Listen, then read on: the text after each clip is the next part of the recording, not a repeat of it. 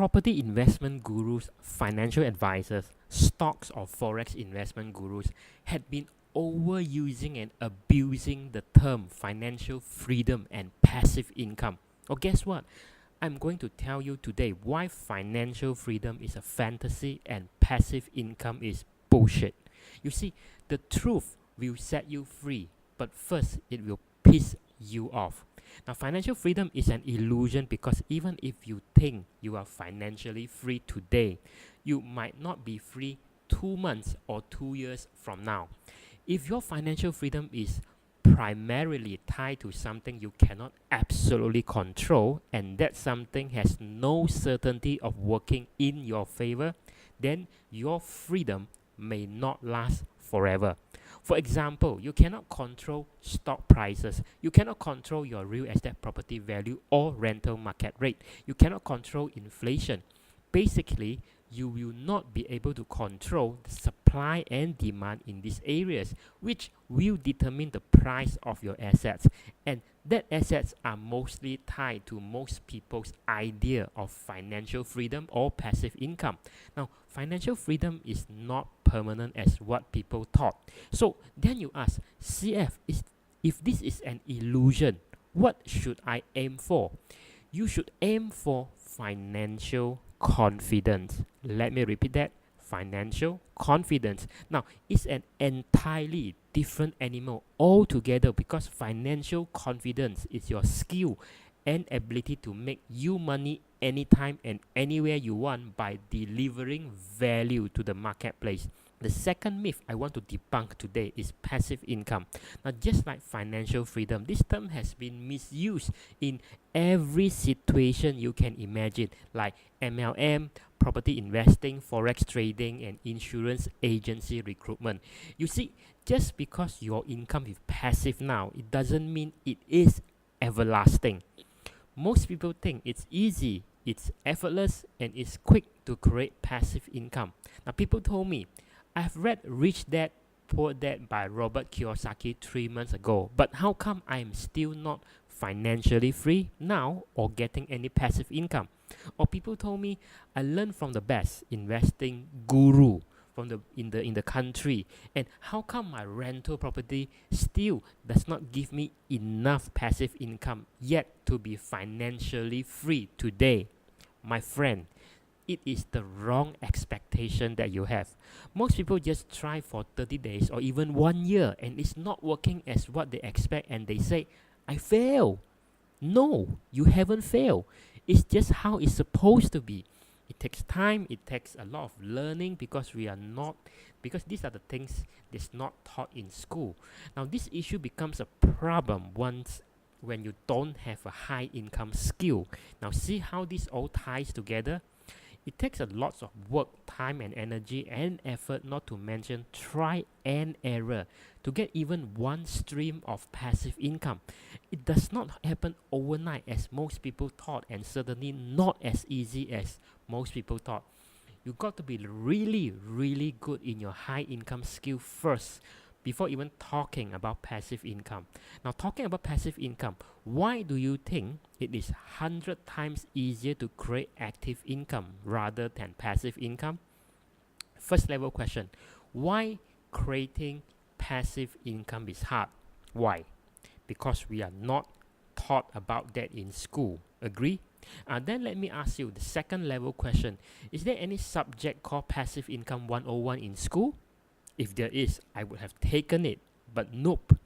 Further, let me ask you a third level question. Why is it not taught in school? Why don't school equip us with the skills to generate other forms of income aside from active income? Now think about this. School is designed to create employees. And who create and control the schools anyway? If you study history, governments and corporations got together and they say, you know what, we need more workers. We don't have enough workers. Let's create a system to create more workers. And that's why you got schools, these subjects and syllabus in the first place. Knowledge taught to you that enable you to be a competent worker. Not to guide you to discover, what you are good at or teach you to pursue your passion or monetize your innate skills or talents of ability. Now, I'm not criticizing school, but you got to know, I've personally mastered the school system and I'm an example of the best specimen any school can produce. And in the corporate world, you got to be the best to be sent for long-term assignments around the world working for a Malaysian multinational company when you are just in your 20s. Now, what I've shown you here is not to brag or impress you, but rather to impress upon you that I know what I'm talking about. Now, because I've gone through all that, and I'm sure some of you can relate to most part of it as well. But then after graduating and working in corporate jobs, I see the whole truth here. And this is what I'm sharing with you here. So let me throw you another challenge. Look at these people, the wealthiest people on the planet. Google them online and see if they mention anything about financial freedom or passive income. They don't even use the word. It's not even in their vocabulary. None of them got into business because they want to be financially free. None, nada, zero, zilch. It's because they love what they do. How they do it is they solve problems and human needs on a mass scale. Because if their goal is financial freedom or passive income, none of them would have to work now. Yes, they've accomplished that many years ago. And they have way more than they could spend. They don't have to just keep on working. But the fact is they do. Have you read the book 4 Hours Work Week by Tim Ferris? You might have been misled by the title, because you look at any of these guys, none of them, I can guarantee you, work 4 hours a week or even 4 hours a day. They don't need the money, so why they are still working? So you might think, oh, these people are greedy, they want more. Now, let me ask you this question. If you're already in a good health and because you have healthy habits, will you refuse to want to get healthier? In other words, if you could become healthier, should you do that? Now, the answer is yes. So let's say you already have a pretty good relationship with your spouse and family and you are loving and caring to them. Will you refuse to be more loving or caring to them? In other words, if you could be even more loving and caring to your family, should you do that? The answer is yes. So you see, it's not about the surface, being healthy enough or being good enough to your family. It's about what? Growth. The world's wealthiest people keep on doing what they do even though they are financially free or have more passive income they could ever spend, because of growth, not because they are greedy for money. If you think like that, then it's poor people mentality, and those people are really not adding value to the society. No, I say, if you want to be successful in your life, shouldn't we study from the best? Many times I've seen people pursue so-called passive income and end up having active losses instead. Now, last but not least, let's hear it from the world's wisest investor and third richest man, who may as well be a life coach in disguise. Listen to how he urged us to consider a better future when he says, you need to really think about what will make you proud when you are old and look back on your life. That is the direction to take. In a world of business, the people who are most successful are those who are doing what they love. So think about it. Does that thought ever run through your mind in your daily corporate grind?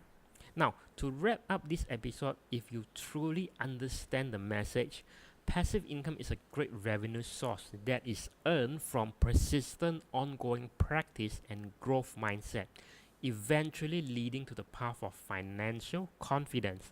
Now, the irony is, if you don't focus on passive income and financial freedom, it will come to you, dropping onto your lap. The more you chase financial freedom and passive income, the more it evades you.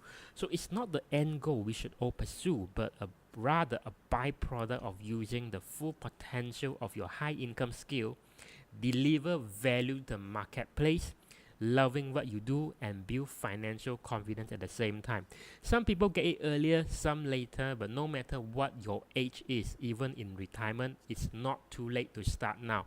Now, this is CF Liu, so stay tuned for the next episode on why hope is not entirely lost and what you can probably do from here on.